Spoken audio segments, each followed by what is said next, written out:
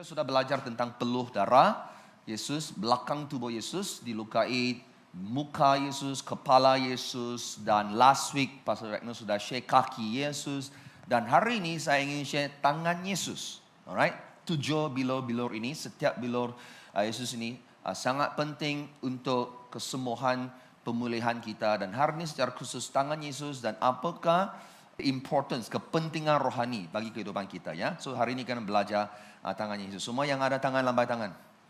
Okey, nah firman Tuhan berkata, dinubuatkan di Mazmur 22 ayat 16, mereka menusuk tangan dan kakiku. Ini suatu nubuatan bahawa yang dimana Yesus Mesias akan disalib, cara tangannya ditusuk, kakinya akan juga dipaku ya, itu ya. So kemudian digenapi di Injil, Matius, Mark, Luke, John, semuanya ada tertulis tentang penyaliban Yesus. Dan misalnya saya petik dari Matius 27 yang berkata sesudah menyalibkan dia dan seterusnya. Alright, so now I want to just pay attention a little bit. Orang bilang bukan tangan. Pernah dengar tak orang bilang bukan tangan tapi digelang tangan dia. The wrist, correct or not? So not the hand. Sebab kenapa? Kalau di tangan ini tapak tangan dipanggil dia. Kalau biasanya kalau tonton video ke tentang apakah ada gambar ke kamu lihat, tidak boleh sebenarnya itu paku di tapak tangan. Sebab tapak tangan sini tidak adanya dapat menyokong keberatan tubuh. Sebab waktu disalibkan, orang yang disalibkan itu kalau dia nak bernafas, dia harus tarik sendiri dia naik supaya dia bernafas. Sebab kalau dia kena tarik itu berat badan, dia akan koyak bah. Sini tiada apapun yang boleh support bah, dia akan koyak ni tangan. Jadi orang bilang bukan tangan tapi digelang tangan dia bilang. Nah, kalau kamu ada interest, kamu boleh pergi ke website ini. Alright, website ini. Mengikut kajian arkeologi, sebenarnya tempat yang disalibkan itu adalah di tangan juga, tapi di sini, di tempat yang dipanggil the Pinna Furor. Okay, nama saintifik tu kan, Pinna Furor. Dibawa dekat dengan itu ibu jari di sini, bawah sini ya. So, or we call it the Z area dalam bahasa Inggeris. The Z, sebab di situ adanya tulang yang di antara itu yang boleh support itu berat badan. Alright, tangan. Nah, salah satu sebab utama saya percaya adalah di tangan, bukannya di gelang. Sebab di dalam Alkitab tidak pernah dia sebut gelang tangan. Semuanya tangan. All hand. And that is important, the word hand. Alright, pagi ini kita lihat Yohanes 20. Sebagai teks kita untuk mula firman Tuhan khotbah kita pagi ini ya. Thomas yang digelar Didimus, seorang daripada murid Yesus yang 12 itu, tidak ada bersama mereka apabila Yesus datang. Oleh itu, murid-murid lain memberitahu Thomas, kami telah melihat Tuhan. Ini selepas Yesus bangkit dari maut. Tetapi Thomas berkata, selagi aku tidak melihat sendiri bekas paku di tangannya, semua katakan tangannya, dan memasukkan jariku ke dalam bekas luka itu, juga memasukkan tanganku ke dalam rusuknya, aku tidak mau percaya. 26, seminggu selepas itu, para murid Yesus termasuk Thomas berhimpun lagi di situ. Sungguh pun pintu terkunci seperti dahulu. Yesus muncul dalam kalangan mereka lalu berkata, damai sejahtera kepada kamu. Setelah itu dia berkata kepada Thomas, hulurkan jarimu di sini dan lihatlah tanganku. Semua katakan tanganku. Hulurkan tanganmu dan masukkannya ke dalam rusukku. Jangan ragu-ragu lagi, percayalah. Semua katakan percayalah. Katakan jangan ragu. Bagi tahu orang sebelah, percayalah. Nah, Thomas pun berkata kepada Yesus, ya Tuhanku, ya Allahku. Nah, kalau kita perhatikan, secara khusus, tangan itu disebut. Yang ada tangan, lambai tangan. Okay, very good. Now, terlebih dahulu, saya ingin katakan di sini, Yesus dia menampakkan dirinya kepada murid-murid dia. Selepas dia bangkit dari maut, tidak dia terus kembali ke surga, tidak. Dia menampakkan dirinya sebagai satu bukti bahawa dia yang telah disalibkan dan juga yang telah bangkit dari maut. Now, Thomas, apa yang diminta oleh Thomas ini sangat penting sebab dia kata, melainkan kalau saya sentuh yang luka tangan itu, saya tidak akan percaya. Mungkin kita bilang, Thomas ini seorang yang tidak percaya dan sebagainya. Nah, sebenarnya jangan kita ketawakan Thomas. Kita juga ada masalah untuk percaya. Setuju? Setuju? Bukan semua kita 100% iman kuat-kuat kan? Halo? Jadi Apa yang diminta oleh Thomas sangat penting sebagai bukti bahawa Yesus memang yang telah disalibkan. Ada tanda paku di tangan dia. Bukan seperti mana yang agama sebelah yang kata, bukan Yesus yang disalibkan. Boleh faham? Alright? Dan bukan saja dia salib, tapi dia menampakkan diri sebagai bukti memang dia itu yang disalibkan. Bukan saja yang kita baca di teks ini tadi, bahkan seluruh pasal 20, bahkan seluruh 4 Injil, Matthew, Mark, Luke, John, semuanya kita dapat lihat di mana Yesus menampakkan diri kepada ramai murid-murid dia. Waktu dia diangkat kembali ke syurga pun murid-murid dia di situ menyaksikan, ya. Dan Rasul Paulus di 1 Korintus 15, dia pun sebut bahawa Yesus telah menampakkan dirinya kepada lebih daripada 500 orang. Now, this is not small number, bukan angka yang kecil. Maksudnya terbukti, jelas bahawa Yesus yang telah disalibkan. Nah, jangan senang ditipu oleh orang di sebelah. Amin. Amin. Bagi kita rakan sebelah, jangan senang kau ditipu, ya. Now, satu hal yang saya mau sebut di sini. Kenapa ini penting? Tangan harus dipaku itu penting. Sebenarnya waktu zaman purba kerajaan Rom, di capital punishment dalam bahasa Inggris, hukuman mati. Bukan hanya satu cara saja itu disalibkan, tetapi termasuk juga ada satu cara yang lain yang juga amat dahsyat penyiksaan dia adalah dibakar hidup-hidup, diikat pada tiang kayu. Alright? Or they call it burning at stake. Dahsyat, hidup-hidup dibakar. Alright? So now Yesus tidaknya terima hukuman mati itu dengan cara dibakar. Kalau dibakar, tangan tak ada paku, tanda paku. Tapi jelas Yesus sebenarnya telah dipaku tangan dia, disalibkan, bukan dibakar. Kenapa ini penting? Tangan dia harus dipaku. Tangan yang terpaku itu sangat penting. Bukan semata-mata untuk mengenakan keseksaan terhadap Yesus semata-mata. Tapi jauh daripada itu, tangan dia dipaku adanya kepentingan secara rohani untuk setiap kita, saudaraku. Seperti mana yang saya kata, tujuh bilur-bilur Yesus untuk penyembuhan, pemulihan kita. Nah, dengan menyerahkan tangannya, juga terbuka. Dia yang buat keputusan, he surrender his hand. Dipaku. Disalibkan.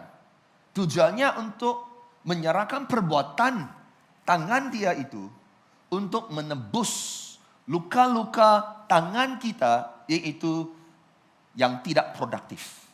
Segala sesuatu yang dilakukan oleh Yesus, semuanya produktif.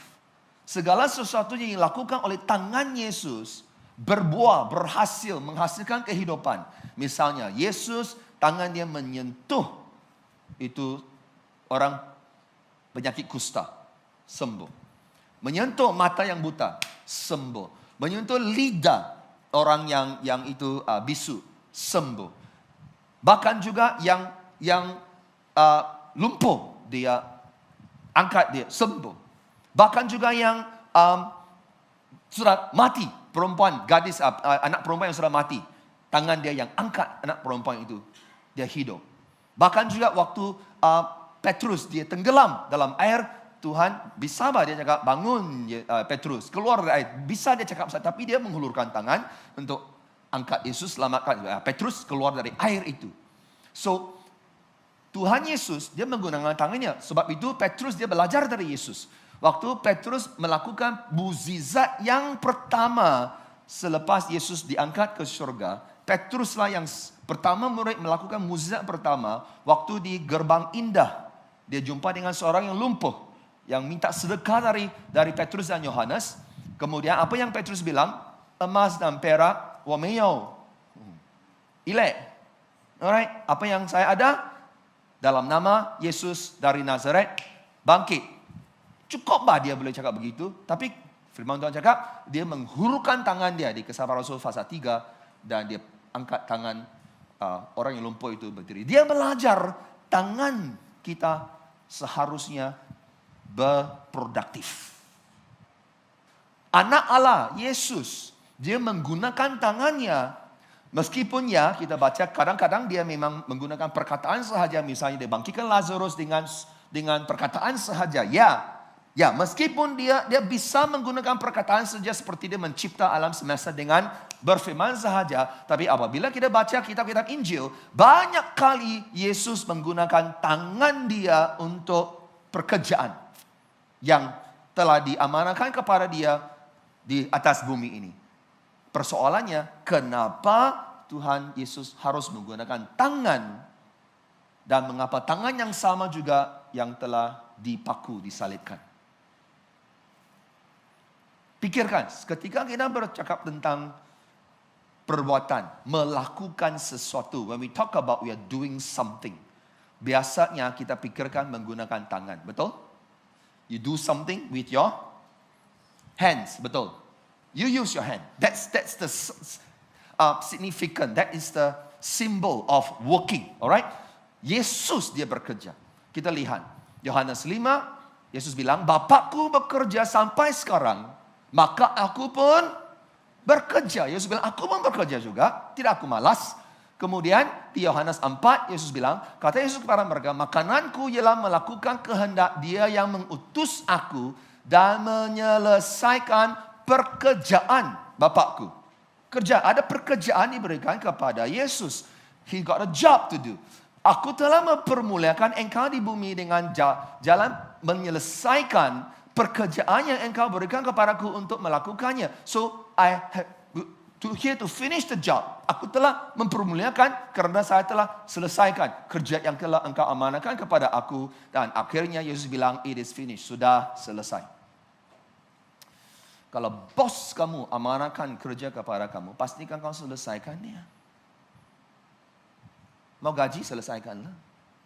Pada waktu yang sudah ditetapkanlah. On due date. Betul. Siapa sini student lambai tangan? Kalau lecturer sudah amanahkan kepada kamu homework, buat apa? Selesaikanlah. Bila kamu submit,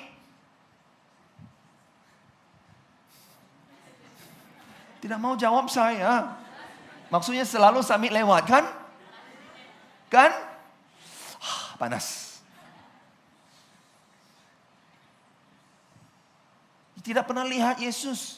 Dia submit kerja dia lewat. Belajar dari Yesus. So today I want to talk about work. Kerja. Bukan kerja saja, tapi kerja yang produktif. Yang berhasil. Siapa sini mau pekerjaanmu itu berhasil? Mau? Mau study kamu berhasil? Mau? Mau yang lambai tangan, dua tangan. Mau? Okay. So here we go. Topik saya hari ini adalah Kristus telah menebus productivity kita. Itu bilur Yesus, tangan dia itu, yang dipaku itu, adalah untuk menebus productivity kita. Nah, saudaraku, firman Tuhan berkata, kita semua telah dicipta menurut gambar Allah. We have been created in the image of God. Allah, dia bekerja, sudah kita baca. Waktu ciptaan di Kejadian 1, dia bekerja. Bukan saja begitu, bahkan pekerjaan dia itu produktif. Sejak ciptaan. Berhasil. Jika semua kita telah dicipta mengikut gambar Tuhan, maksudnya kita telah dicipta untuk bekerja dan untuk berproduktif, untuk berhasil. We have been created to be produktif. Nah, kita lihat di Kejadian 2 ayat 15. Setelah Tuhan mencipta manusia, Tuhan tempatkan mereka di Taman Eden. Dan apa yang Tuhan perintahkan? Mengejarkan dan memelihara taman itu. God commanded man to work. Bekerja itu adalah suatu perintah. Nah, ini yang paling. Jika Allah mencipta segala sesuatu, dia bisa mengurus segala sesuatu tanpa apapun bantuan dari manusia. Setuju? Jadi, kenapa dia perintahkan Adam untuk bekerja? Maksudnya manusia sebenarnya dicipta untuk bekerja. Man has been created to work. Bukan saja bekerja, tapi juga berproduktif, berhasil. You have been created to be productive. Jadi Allah perintahkan manusia untuk bekerja, dan berproduktif. Nah, bukan kerana Allah perlukan bantuan seperti yang saya kata tadi kan, tetapi supaya kehidupan manusia itu berguna, bermakna, berbuah, useful, meaningful, fruitful. Maksudnya produktif. Bahkan apa yang diperintahkan oleh Allah supaya kita ini menguasai ciptaan. Manusia dicipta untuk menguasai. We are supposed to have dominion over creation. Di Kejadian 1, firman Tuhan berkata, maka Allah menciptakan manusia itu menurut gambarnya. Menurut gambar Allah diciptakannya. Dia laki-laki dan perempuan diciptakan mereka. Allah memberkati. Semua katakan memberkati. Allah memberkati mereka. Lalu berfirman, beranak cuculah bertambah banyak, penuhilah bumi dan taklukkanlah itu, berkuasalah atas ikan-ikan di laut dan burung-burung di udara, dan atas segala binatang yang merayap di bumi. Manusia diciptakan diberikan kuasa to rule segala ciptaan. You have been given a power, authority to rule. Now, namun sayangnya manusia menyerahkan kuasa itu ketika manusia memberontak terhadap Tuhan. Tuhan bisa saja menggunakan banyak caranya untuk selamatkan kita, menebus kita. God can use many ways. Tapi mengapa harusnya salib? Why must crucify? Kenapa tangan itu harus dipaku?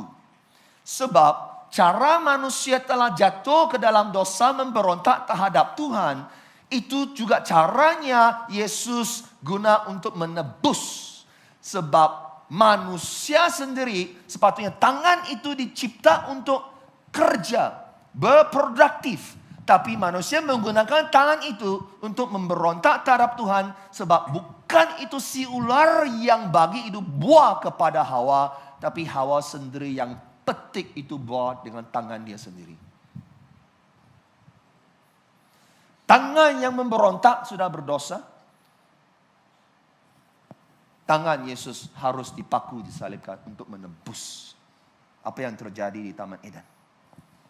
Sebab itu, tangan itu harus dipaku untuk penebusan produktiviti kita. Kita semua ada keinginan, really want untuk menjadi produktif dan sukses dalam hidup kita. Mau? Siapa mau sukses dalam hidup? You see, semua kita mau. Bagi kebaikan kita, bukan saja kita mau sukses, tapi nilai diri, harga diri, self-worth, self-esteem kita telah diletakkan pada pekerjaan kita, pada studies kita. It's like if this is not good, I'm nobody. Like I don't really feel that. I want to tell you something. Ketika tangan kita produktif, hati kita pun penuh dengan sukacita. Yes? Yes? Tetapi hubungan di antara tangan dan hati ini sebenarnya telah rosak.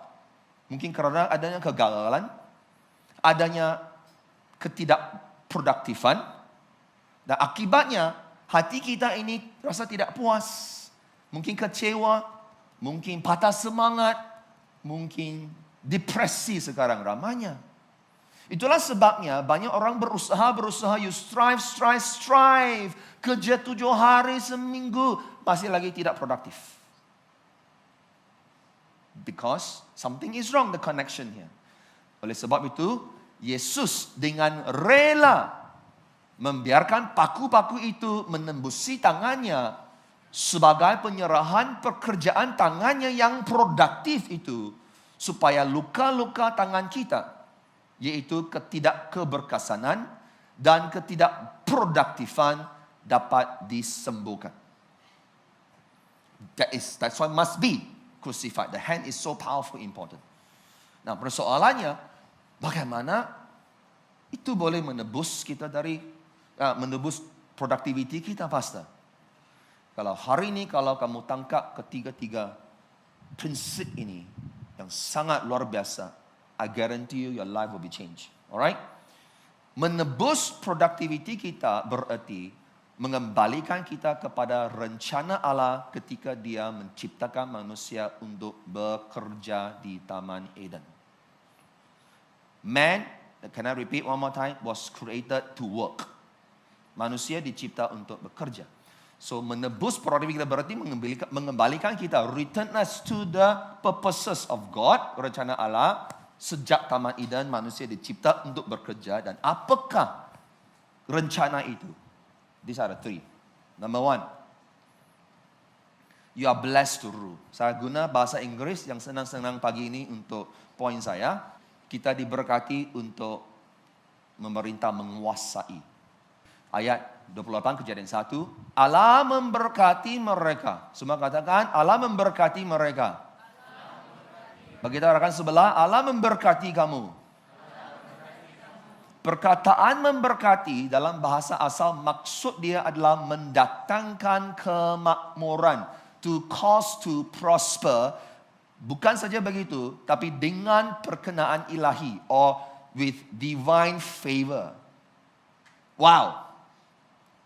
Itu rencana asal.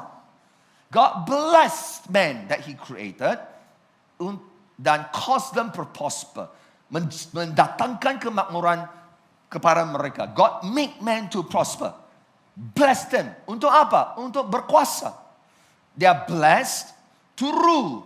Perkataan memberkati adalah perkataan yang sama waktu Tuhan menciptakan hari ketujuh, hari Sabat. Dan firman Tuhan berkata dia memberkati hari ketujuh itu. Same word.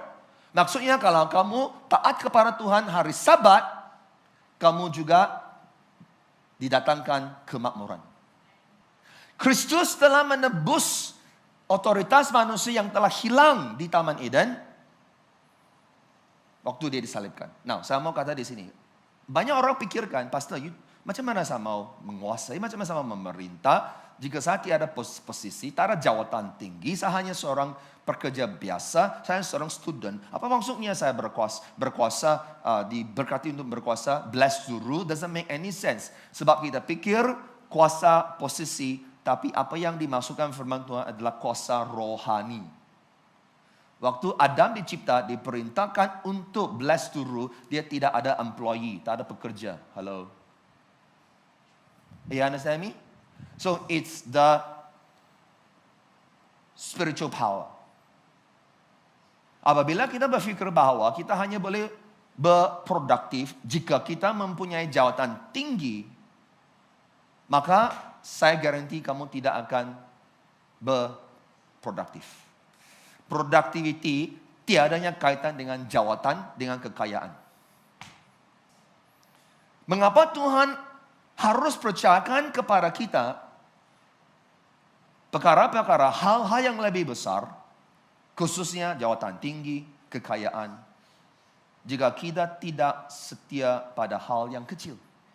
You're not faithful with small things, why would God want to bless you with big things? Blessed to rule. The first thing you must understand, kita berkuasa atas apa yang telah diamanahkan kepada kita dan lakukannya dengan baik. Rule which that has been entrusted to you. And do it well. Kamu telah diamanahkan masa? And I'm going to give you one simple example. One more time, sampai kerja di sini, lambai tangan. You're working. Kamu ada cek ke social media di tempat office kau? Ouch. Bos kamu bayar kamu gaji untuk cek social media kau? Lepas tu, you tak habis kerja. You kena overtime 2 jam ekstra. You complain. Saya bos tidak kasih saya uang overtime dan sebagainya. Tapi waktu masa yang diamanahkan kepada kamu untuk bekerja, kau tidak bekerja, kamu cek social media. Lepas tu kamu punya klik, dia pulang jam 5. You kata, kenapa dia pulang jam 5? Saya masih lagi kerja di sini. Bos saya bagi saya lebih banyak. Sebab klik kau tidak cek social media. Kau yang cek social media. Kau membuang masa dengan perkara yang tidak produktif. Dan kemudian kau komplain. Banyak kerja bos bagi saya. Salah siapa? Student. Nah, dia bilang saya student, saya bukan kerja. Kau bilang, oke, saya. Tuhan telah mengamanahkan kepada kamu masa. Jangan kau buat last minute assignment. Tapi masa yang lain kau gaming, kau social media, lepak-lepak, K-drama. Lepas tu last minute buat assignment. Kemudian, tak boleh saya ada assignment, tak boleh datang ibadah. Okay. Yes, you tell me. Is that true? Come on, yes? Panas. Kemudian salah ini, salah itu, salah. Pastor selalu panggil saya melayani. Halo, sebab kamu tidak menguasai masa yang telah diamanahkan kepada kamu oleh Tuhan. You waste your time. And then you blame everybody. Hidup kamu tidak berproduktif. You salahkan semua orang yang lain. Termasuk pastor. Tuhan pun salah. Tapi you check your life. Berapa banyak masa kau bazir dalam sosial media, dalam K-drama, dalam itu, dalam ini sepatutnya digunakan untuk buat assignment kamu. Jangan alasan, tak boleh datang ke ibadah sebab tak boleh melayani sebab ada assignment. You check your life first.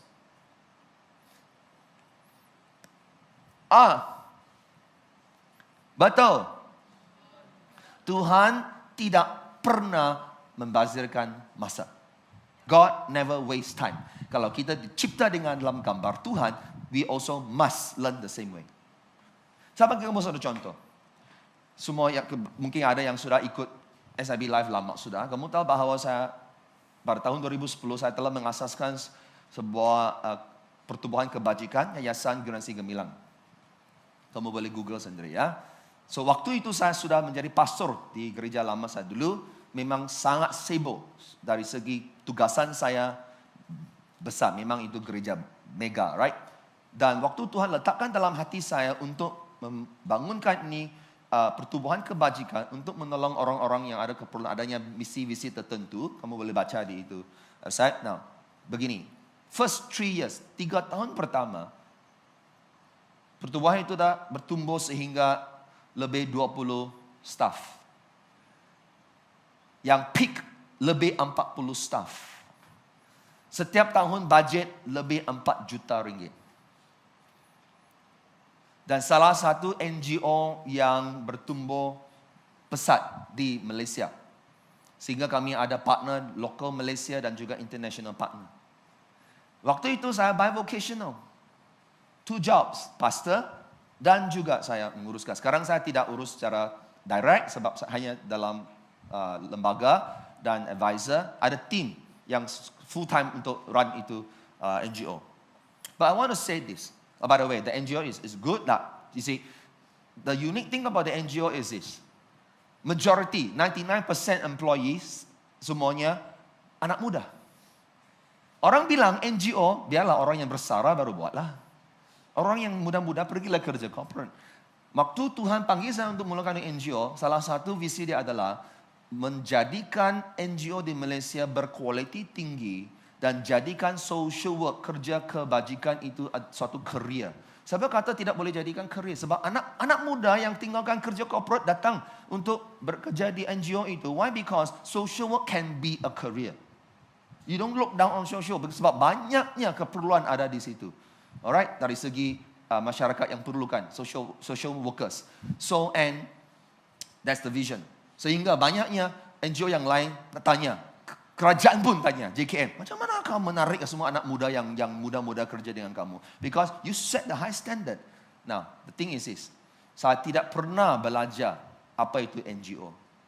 Tidak pernah saya pergi sekolah belajar apa itu NGO, membangunkan NGO. Yang saya tahu NGO maksudnya no gaji organisasi, okay? So, sebab dia orang bilang kalau nak pergi NGO, iyalah sacrifice lah, melayani lah, jangan minta gaji lah, gaji pun sikit-sikit lah begitu. No, we set the high standard high. Gaji salah satu yang mungkin top 3 atau top 5 gaji tertinggi di Malaysia dari segi NGO. And am I because I'm clever? No, saya hanya selalu saya bagi tahu di SIB Live saya ada 37 degree Celsius. Saya langsung tak ada tertiary degree. Saya langsung tak ada tertiary degree. You have bachelors. I am married. Alright, you are bachelors. Okay, you have bachelors. So many of you are bachelors. Saya punya degree hanya sekolah teologi saja. So I'm not like smart, clever to go and do NGO like so big. Tapi bagaimana saya boleh urus bivocational lagi?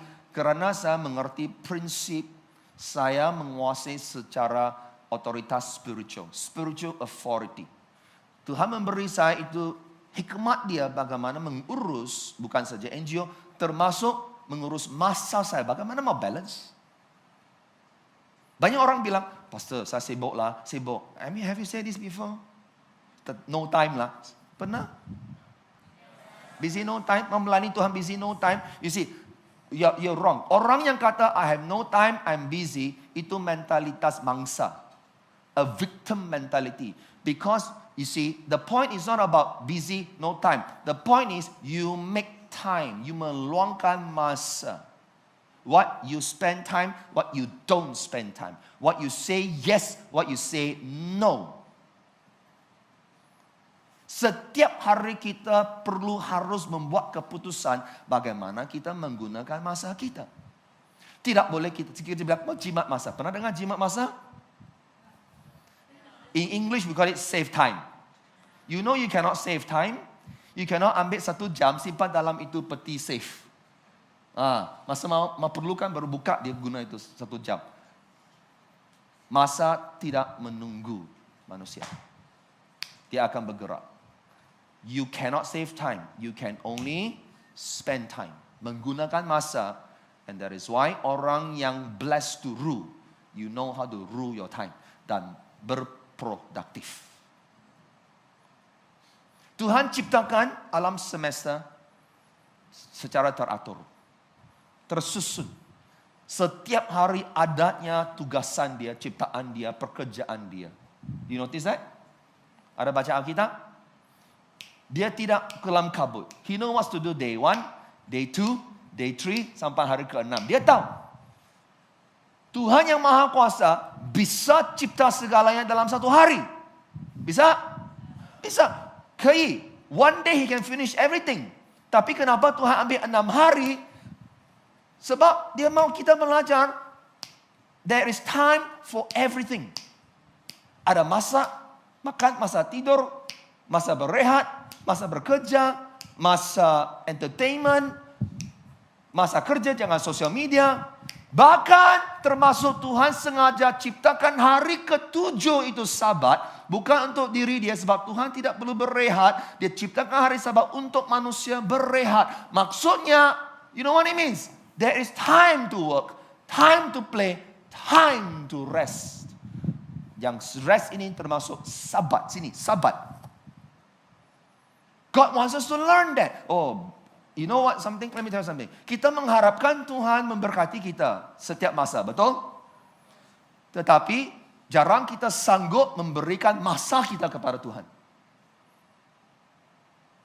Bakat kita, harta kita, keuangan kita. Kita banyak alasan. Jadi orang yang blessed to rule, diberkati untuk menguasai, sepatutnya berupaya untuk mengurus masa hidup kamu secara teratur. You make time for things that are important for God. Penting bagi Tuhan. You know, I want to give you one example. Okay, student, lambai tangan lagi, student. Come on, student. Apabila kita berkata, Pastor, you tak faham, saya sibuk nih. Saya sibuk, begitu amat sibuk dengan assignment saya, yang saya tak ada masa bagi beribadah. Tak ada masa bagi ke life group, kelompok sel. Tak ada masa ini. Nah, hakikatnya, maksudnya adalah, essentially what you mean adalah, Tuhan tidak penting untuk saya. That's what you mean. Cuma you tak sebut, tapi cara kehidupan kamu itu, refleksi kepada itu. Tuhan tidak penting dengan saya. You tidak mau pergi ke kelompok sel, community rohani, tidak datang beribadah, tinggal di rumah, YouTube setiap hari. When you think like that, right? What is actually your meaning? Essentially you mean that, oh, umat Allah, jemaat Tuhan tidak penting untuk saya. Dan saya punya bakat diberkati oleh Tuhan, saya tidak mau memberkati umat Allah juga. Essentially you are saying that. Apa yang dimaksudkannya adalah hidup kamu dikuasai oleh perkara-perkara duniawi. Bukan saya student, kamu semua yang bekerja pun, God never waste time. That is why so many people, ramai orang dia sibuk, busy, tapi tidak produktif.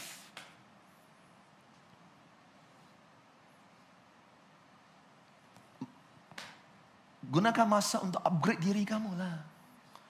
Kamu berjaya tak mau upgrade diri. Mau dinaikkan pangkat tak mau upgrade diri. Right? Spend time, make time, upgrade yourself. Amen. Saya selesai dengan ini ayat poin pertama saya di sini. Kolose 1. Kami tiada berhenti-henti berdoa. Ini Paulus yang cakap kepada gereja jemaat di Kolose. Kami tiada berhenti-henti. Maksudnya dia sentiasa berdoa untuk mereka. Kami meminta supaya kamu menerima segala hikmat dan pengertian yang benar untuk mengetahui kehendak Tuhan dengan sempurna. So, Paulus sungguh ingin amat berdoa untuk jemaat seperti mana saya mau doa untuk kita semua. Kita akan menerima hikmat pengertian yang benar untuk mengetahui kehendak Tuhan. Mau? Amin. Dan sehingga hidupmu layak di hadapannya serta berkenan kepadanya dalam segala hal. Segala hal maksudnya segala hal yang pertamanya disebut dan kamu memberi buah atau menghasilkan buah, or you will produce fruit dalam bahasa Inggris, dalam segala pekerjaan yang baik. I will come back to this later, let me finish this. Dan bertumbuh dalam pengetahuan yang benar tentang Allah. Ini tentang produce fruit yang baik. Now, look at this. Dan dikuatkan dengan segala kekuatan, kuasa, ruh. Alright, oleh kuasa kemuliaannya untuk menanggung segala sesuatu dengan tekun dan sabar dan mengucap syukur dengan sukacita kepada Bapa yang melahirkan kamu untuk mendapat bagian dalam apa yang ditentukan untuk orang-orang kudus di dalam kerajaan terang. Maksudnya kita yang telah di dalam kerajaan terang, Kristus itu, kita menjadi pewaris bahagian. The kingdom of God, the power of God, the rule of God, kita ada untuk menghasilkan buah. Finish it. Ia telah melepaskan kita dari kuasa kegelapan. Pindah kita ke dalam kerajaan anaknya yang kekasih. Di dalam dia kita memiliki penebusan kita. Maksudnya kita telah ditebus oleh Yesus supaya kita boleh menguasai itu ruh. Kamu menerima buah dalam segala pekerjaan yang baik. Kalau ada pekerjaan yang baik, ada pekerjaan yang tidak baik. Agree? So sekarang kena buat, angkat tangan dulu, tangan kanan. Tepuk dada, tanya selera. Apakah pekerjaan yang tidak baik yang selama ini saya lakukan, haruslah saya berhenti lakukannya. Jangan menjadi seperti Hawa dan Adam dengan tangannya melakukan pekerjaan yang tidak baik dengan mengambil buah itu. Tangan kamu seharusnya berproduktif untuk pekerjaan yang baik. Amin? Alright. Yang kedua, kita blessed with resources. Kamu diberkati dengan pembekalan, sumber, resources. Now, pernahkah kau dengar orang cakap, atau kamu sendiri mungkin pernah cakap, saya tidak ada yang mencukupi. Saya ada kekurangan. I don't have enough for this. I can't do this, I can't do that. Pernah? Yes? Yeah. Let me show you something here. Lepas Tuhan perintahkan, ini yang saya mau kamu lihat, baca. Dia sudah perintahkan Adam, alright, untuk menguasai, bless to rule. But the next thing God says, dia bless Adam untuk rule first, then he said the next thing. Berfirmanlah Allah, lihatlah aku memberikan. Siapa yang beri? Siapa yang beri? Okay, kuat sikit. Alright. Okay. Kepadamu segala. Maksud segala? Segala. Tumbuh-tumbuhan yang berbiji yang seluruh bumi dan segala pohon-pohon yang berbuah berbiji itulah akan menjadikan makananmu. Tetapi kepada segala binatang di bumi dan segala burung di udara dan segala yang merayap di bumi yang membawa, siapa berikan lagi? Allah akan diberikan segala tumbuh-tumbuhan hijau menjadi makanannya dan jadilah demikian. In other words, Tuhan tidak perintahkan Adam untuk bless him to rule, to work, tapi tidak membekalkan dengan dia resources. God has blessed you with resources. You say, mana ada pastor? Masa itulah yang you masih bernafas? You masih hidup? So maksudnya masih ada masalah? Orang mati saya tak ada masalah, betul? Kalau you masih hidup, masih ada masa, that is the best resources. Pergunakan waktu yang ada, upgrade yourself.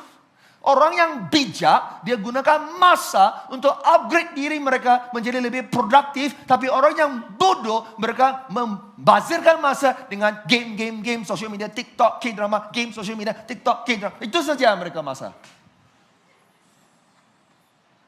Panas. Then you say, how come I'm not successful? How come I'm not blessed? Salah Tuhan pula.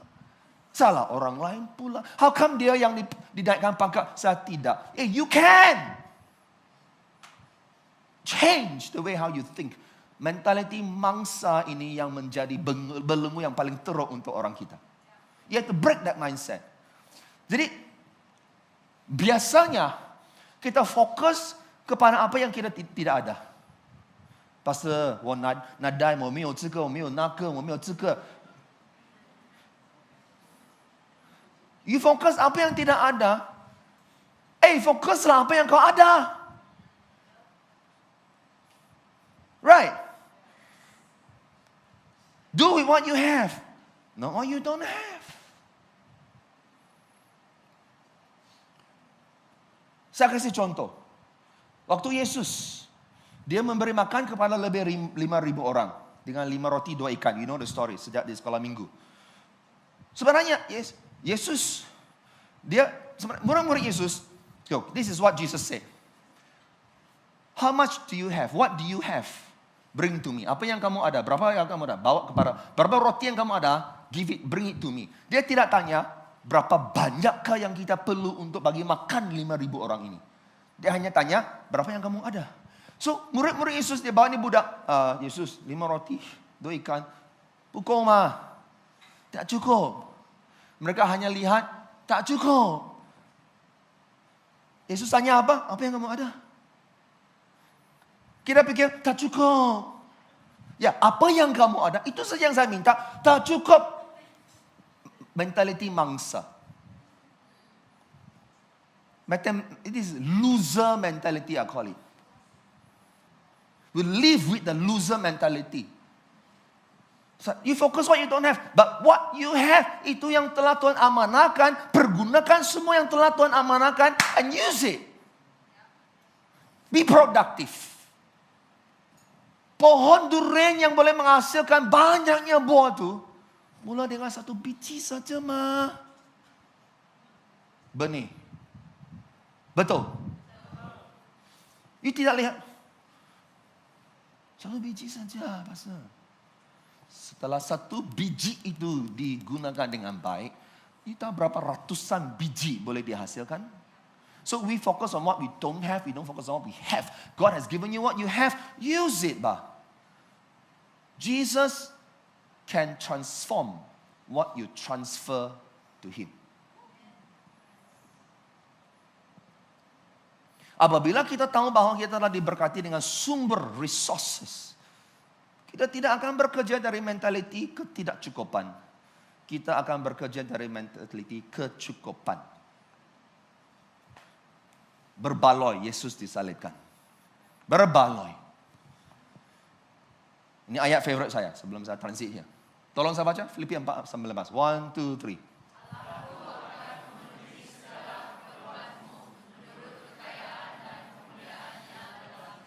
Amin. Siapa sih yang percaya janji firman Tuhan dia akan lakukannya? Lambai tangan. Jadi kamu percaya ke ayat ini? You believe this verse? Jangan saja percaya, hidupi ayat ini. God will supply all. Segala maksudnya segala. Keperluan jangan full stop. Jangan full stop di keperluan. Sebab kalau you full stop di situ, saya mau iPhone 16. Saya perlu. Menurut apa? Kekayaan dan kemuliaannya dalam Kristus yang disalibkan itu, kekayaan kemuliaan itu diberikan kepada kita. Maksudnya segala productivity kita, segala resources telah Tuhan berikan kepada kita untuk berproduktif, sepatutnya membawa kemuliaan kepada Allah. You know, waktu istri dan saya dipanggil pergi ke Sarawak 2016, 3 years, we serve there in mission, full time. Waktu itu, Tuhan bagi tantangan. Surrender simpanan, wang simpanan kami. Kami tidak ada gaji. Memang kami sendiri pergi, tak ada ambil gaji apa dari mana-mana organisasi. Because the challenge that God give us is trust Him. Trust Him. Kewangan untuk belanja selama 3 tahun itu. Tapi kewangan yang kami ada itu mungkin cukup untuk, kami kira-kira mungkin cukup 1,5 tahun begitu saja. Tak sampai 3 tahun. But we don't say, tak cukup lah, macam mana lah. 3 tahun tak cukup lah. No, we just say, just go, serve. God bless what we have, we use it. Dan ini ayat menjadi begitu nyata dalam hidup kami. Selama 3 tahun. Tuhan supply, penuhi segala keperluan secara luar biasa. Tanpa kami ketuk pintu, minta sini, pastor minta gereja ini, minta YB. Nadai, secara luar biasa, somehow people tidak pernah kami bertemu, bercakap, tiba-tiba ada WhatsApp, email. Semuanya dia datang, supply Allah ni. Sekarang kita tanya saya macam mana? I also cannot, I don't remember how. My, our needs, sehingga 3 tahun 1 sen pun kami tidak belanja dari wang simpanan kami. Bahkan setiap bulan ada berlebihan. Dan kami tetap tak ada gaji, tapi apa yang income, kami tetap bagi perpuluhan dan kami berkati lagi kepada mereka yang ada keperluan. Because we practice prinsip Alkitabiah. But how can that happen? Because I believe in this. I am blessed with resources. You have to start thinking like that. Waktu kami adopsi Trono, gereja kami SIB Life Trono. Tahun pertama church kami start, waktu itu, first year, most of you not here. Banyak sudah kami bertumbuh. Tahun pertama start, memang gereja bukannya kaya kecil. Memang orang Brunei, 90% student. So, waktu itu Tuhan, Pastor Renon datang yang jumpa waktu dia bilang, gereja yang di Trono mau tutup sudah. Sebab semua student di sana, income tak banyak, tak cukup untuk bayar gaji, pastor untuk bayar sewa. So I said no. So God put in our hearts, memang panggilan SIB Life adalah untuk menjangkau student. Tidak kira berapa jauh kau ada, di Sabah Jaya kami bawa, Dengkil kami bawa, Johor kami bawa. Johor sana adalah terlalu jauh lah. Okay. Kami bawa, Pulau Pinang. Kami bawa juga. You know what I'm saying is, kami bawa. Why? Because that's our calling. Dan kalau kamu kata, pastor kenapa mau fokus student saja? Bukan saya fokus student saja. Tapi itu salah satu panggilan yang utama. Sebab banyaknya anak-anak kita dari Sabah datang ke sini. Kalaulah kita tidak pergi menjaga, bawa mereka dalam keluarga rohani Tuhan. Habislah banyak serigala di luar sana tahu. Seorang gembala yang baik mesti pimpin domba-domba. Yesus bilang, ada yang domba yang lain belum lagi masuk kandang saya. Sama pergi cari. So we will do that. So waktu kami dengar Pastor Joram bilang, tak ada di Perak Trono tu. Terus Tuhan letak dalam hati saya bagi tahu dia, jangan risau, kami akan adopsi itu gereja. Tapi tak ada wang tau. I have no money. Belum lagi minta majlis gereja. So, no, I just said, we will adopt you. Sebab kerana majlis gereja memang tahu bahawa inilah panggilan SIB Life. Tiada masalah, kami akan percaya kepada Tuhan untuk membekalkan segala keperluan. Jadi secara luar biasa, Tuhan memenuhi segala keperluan tanpa kami buat fundraising apa-apa langsung. Tanpa saya ketuk pintu, Tuhan secara luar biasa, dia utus seorang pun tidak tahu tiba-tiba dari luar dari SIB Life untuk volunteer untuk menyumbang. Dia tanya, apa misi yang kamu buat? So segala sesuatu keperluan yang diperlukan sepanjang tahun yang kami adopsi itu, tahun demi tahun sampai hari ini, every cent God blessed. Tidak perlu kita risau. Amin. Oh, come on, puji Tuhan. So what's my point? You must learn to live a life of being blessed. You mentality, I am blessed with resources. Make full use of your time. Resources God given to you. Yang terakhir, you are blessed to be responsible. Diberkati untuk bertanggung jawab. What do you mean, Pastor? Now, point ketiga ini, trust me, it will change your life if you catch it, alright? Tuhan letak Adam, Taman Eden, untuk apa? Untuk mengerjakan, to work it dalam bahasa Inggris. You have to work. Tuhan tidak cipta Adam untuk melepak-lepak di Taman Eden. Tuhan cipta Adam, memberi dia tanggung jawab, tugasan. Kalau jika tidak, Adam menjadi tak berguna, useless. You imagine, tiap-tiap hari kalau tak ada kerja Adam di Taman Eden, Tuhan, boring lah Tuhan. Tuhan, kenapa kamu ciptakan saya? Boring. Tiap-tiap hari saya kerja Hawa kerja saya kerja dia, Hawa kerja saya, lepas itu kerja Rama-Rama, apalagi mau buat? God is trying to tell us, you cannot be useless.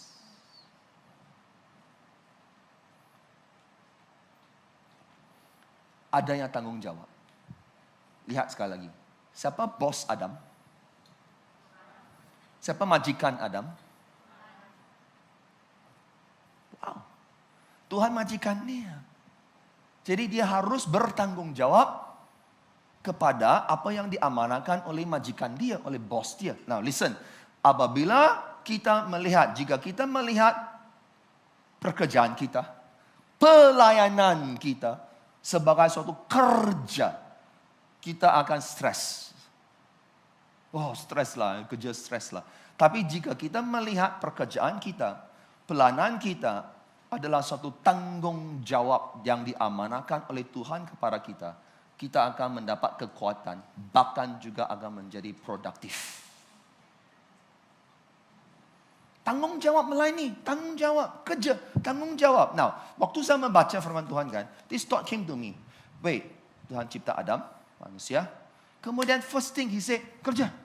Letak taman kerja. I said, what? Why you introduce itu konsep kerja terus di Taman Eden? Why? Let me show you why. Sebab kerja itu adalah untuk beribadah. To work is to worship. I teach this before. Most of you were not here. I'm going to teach you again. Let me show it to you. Di Keluaran 3, lalu firman Tuhan berkata kepada Musa, ini bilang Tuhan, bukankah aku akan menyertai engkau? Inilah tanda bagimu bahwa aku yang mengutus engkau. Apabila engkau telah membawa bangsa ini keluar dari Mesir, maka kamu akan beribadah kepada Allah di gunung ini. Gunung ini menuju ke gunung Sinai. What does it mean? It means is this. Listen to me carefully. Orang bangsa Israel yang diselamatkan dari Mesir, bukannya tak ada tujuan. Untuk apa? Sekurang-kurangnya di Mesir, meskipun mereka itu hamba diperbudakan, slave, tiap-tiap hari ada kerja mah. Kalau diselamatkan keluar dari Mesir, nadai kerja tak berguna sudah. Tapi ada tujuan Tuhan selamatkan mereka untuk apa? Kuat lagi. One more verse for you. Keluaran 23. Tetapi kamu harus beribadah kepada Tuhan Allahmu, maka Ia akan memberkati roti makanan dan air minumanmu. Akan ku menjauhkan penyakit dari tengah-tengahmu. Siapa sini mau penyakit dijauhkan dari kamu? Ya. Secret dia, rahasianya? Beribadah. Siapa mau memberkati roti, makanan, minum, maksudnya kamu tidak akan kekurangan makanan. You will always have enough to eat. Mau?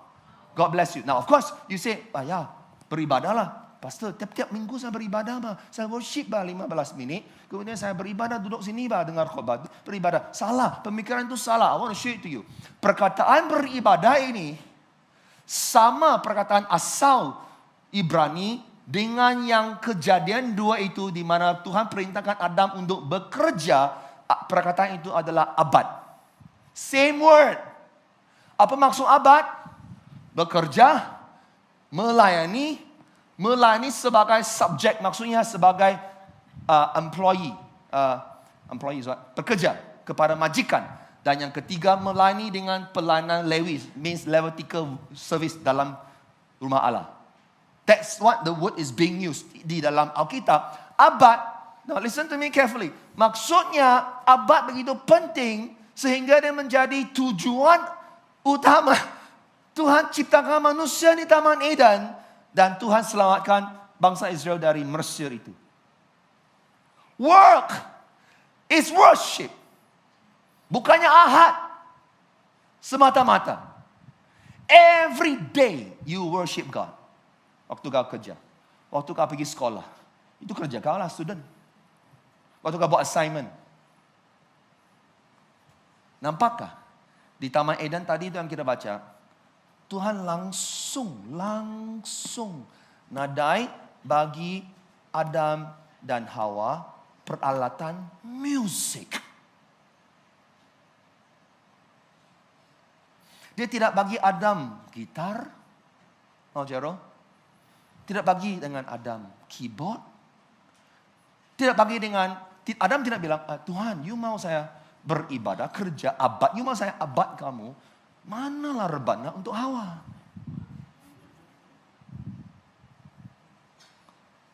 We think of ibadah as worship in music.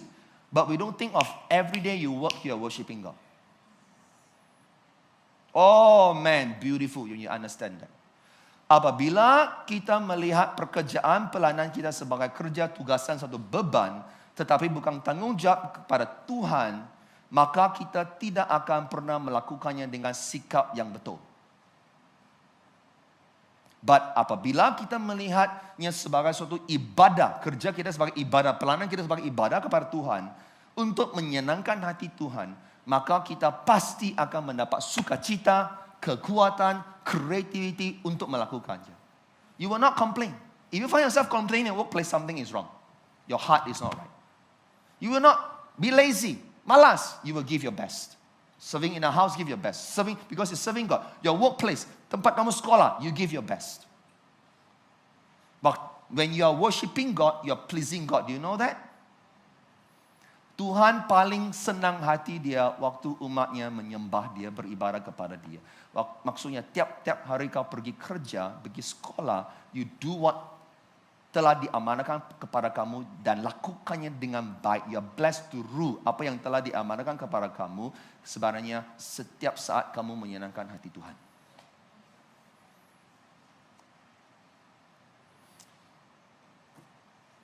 Can you read this? Kolose 1, 2, 3.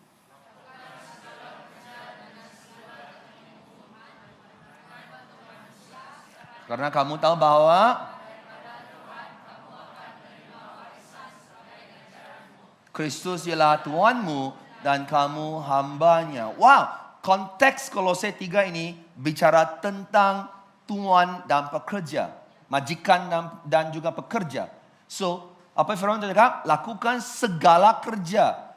You type email, susun file, semua yang kau kerja itu dengan segenap hati, sebulat hati untuk siapa? Tuhan, bukan untuk manusia. Kerana apa? Kamu tahu bahwa daripada Tuhan kamu akan terima warisan sebagai ganjaranmu. Bonus kamu datang dari Tuhan meskipun majikan tidak mau bagi bonus. Meskipun maulah, oke. Tapi kalau tak bagi, it's okay. Kerana apa? Kristus ialah Tuhanmu dan kamu hamba dia. Why? Because that is your responsibility. Nah, biasa selesai dengan satu pencerahan luar biasa Tuhan bagi saya. Will change your life as much as you change my life. Responsibility mesti adanya accountability. Setuju? Ada responsibility, mesti ada accountability. Kalau tak ada accountability, macam mana kita tahu dia responsible? Tidak, betul? Bagaimana kita tahu Adam itu responsible dan Adam itu dia accountable? Bagaimana kita tahu? Bukan saja yang saya tahu dia responsible, accountable, tapi bahkan dia juga telah ajarkannya kepada keturunan dia, anak-anak dia. I'm going to show it to you, very powerful, alright? Masih ingat yang di Habel dan Kain, mereka yang bawa persembahan itu kepada Tuhan, kisah itu, you know that, right? So this is the word of God says.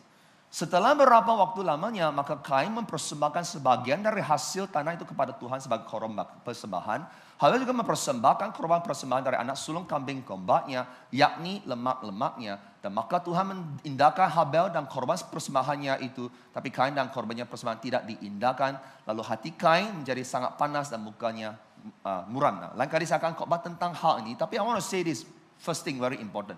Sebelum that, okay? Very interesting. Lemak. Waktu first time dulu saya jadi Kristen, saya baca ini ayat. Kenapa Tuhan suka makan lemak? Wow. Tak masuk akal tau. Sehingga tahun 2004 saya pergi lawat Bario. Ada orang Bario di sini? Saya pergi lawat Bario. Waktu itu kami melawat di situ dan hari terakhir, malam terakhir mereka buat satu kenduri makanan besar-besar pesta dan sembelih itu babi hutan dan barbecue semua itu. Dan salah satu upacara yang berlaku adalah kami diambil angkat sebagai anak angkat. So kami 15 orang berbaris menghadap hal yang sama tapi berbaris. Di sebelah kami yang opposite tu orang Bario, mereka pun berbaris di situ. Dan setiap mereka di tangan mereka itu ada seketul lemak babi hutan yang tebal. Sepatutnya mereka akan sop kami makan. Itu lemak babi hutan. Semua orang tidak berani makan. Alright, saya saja berani makan. Dia bagi saya makan, saya gigit. Itu semua lemak kasih muka dia semua tu. I don't understand why they give us lemak, Then, of course, I know. Sebab lemak bagi mereka adalah yang terbaik. Bahagian tu binatang. Betul? Orang Sabah Sarawak, yes? Yes? Lepas ini makan lunch, pergi makan ciau cha, pork lard. Okay. Alright? Pork lard. Siu yok, cha siu. Ya? Siapa rindu makan babi? Okay. Babi diberkati. Okay, so. Okay, I want to show you this. Listen to this carefully. Mempersembahkan itu korban persembahan. I want to tell you, why would God, kenapa Tuhan mau ini binatang semua ini? Tuhan tidak perlu makan, Kenapa Tuhan mau? Tuhan yang cipta segalanya, itu milik Tuhan. Kenapa dia mau bagi balik kepada Tuhan? Apa yang dikorban itu? You gotta understand, perhatikan perkataan korban persembahan bukan bayaran. Waktu kita memberi perpuluhan, is a worship. Apabila kita mempersembahkan hasil pertama kita kepada Tuhan, itu menunjukkan bahwa kita memiliki kehidupan yang produktif. Kita responsible, kita accountable. Tuhan percayakan segalanya kepada manusia. Dan manusia hanya kembalikan kepada Tuhan 10% saja.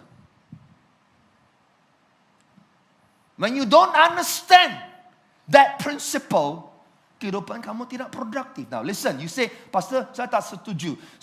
Banyaknya saya kerja, saya punya income bagus, Pak. Meskipun mungkin income kau bagus, dari mata Tuhan kau tetap tidak berproduktif karena kau tidak bertanggung jawab responsible kepada Tuhan. Dan orang yang tidak produktif tiada ruang dalam kerajaan Allah. Dia ada tempat dalam kerajaan Allah. Wah, dahsyatnya pastor kamu punya kutuk ni. I'm not kutuk you. I'm going to show it to you. Masih ingat di Matius 25? Tuhan, Yesus ceritakan perumpamaan. Itu Tuhan memberi 3 hamba dia, 1 talenta, 2 talenta, 3 talenta. Kemudian dia kembali hanya yang 5, untung 5. 2, dia untung 2. Yang 1, dia langsung tak buat, dia tanam dia. So, apa yang Tuhan itu cakap kepada itu hamba yang tanam itu 1 talenta, dia bilang begini. Campakkan hamba yang tidak berguna ini ke dalam kegelapan yang paling gelap. Dahsyat doi. Dahsyat. Di sanalah dia tetap ratap di situ. Now, listen to me carefully. Tuhan, saya tidak hilang itu 1 talenta. Tak hilang, saya simpan, Apa salahnya? Kesalahannya bukan kau hilang ke tak hilang. Kesalahannya kamu tidak berproduktif. Jadi orang yang hidup tidak berproduktif, tiada tempat di dalam kerajaan Allah. Bahkan dibuang ke dalam kegelapan. Jadi kenapa Yesus mati di kayu salib itu? Jangan basirkan pengorbanan itu. Tapi hari ini saya ingin kita dilepaskan daripada itu mindset mangsa. Live your life productive for God. Ini prinsip yang sangat penting. You are blessed to be responsible. Amen. Ini yang terakhir sama berkati kamu dengan doa ini. Ulangan 28. Tuhan akan memerintahkan berkat-Nya turun ke atas bangsa-bangsa di ladangmu. Ada amin di sini? God will bless you. Tempat kau kerja, kau sekolah, Tuhan berkati kamu. Ke atas segala usaha kamu, Tuhan berkati. Dia akan memberkati engkau di negeri yang dikurniakan Tuhan, di tempat kau kerja, di sekolah, Tuhan kurniakan. Malaysia, Tuhan kurniakan. God will bless you. Tuhan akan membuka bagimu pemeliharaan yang baik, lah itu langit, God will open the heavens, that's what it means, untuk menurunkan hujan ke atas tanahmu pada musimnya, untuk memberkati segala pekerjaan tanganmu. Tunjuk tangan kamu, God will bless the work of your hands. Engkau akan memberikan pinjaman kepada yang bangsa, banyak bangsa, tapi engkau tidak akan meminjam. That means you have so much, berkelimpahan. You boleh baca seluruh ini, teks is powerful. But these 2 verse also enough. I encourage you. Tiap hari bangun. Sama ada kau student, kau kerja, deklarasikan, personalize firman Tuhan ini. Tuhan akan perintahkan berkat-Nya turun ke atas bangsa-bangsa tempat saya bekerja, di ladang saya, di office saya, ke atas segala usaha saya. Personalize it. Tuhan menurunkan, memberkati segala pekerjaan tangan saya. Personalize it. And when you do that, pikirkan apa yang telah Yesus lakukan atas salib itu tangan Dia. Amen.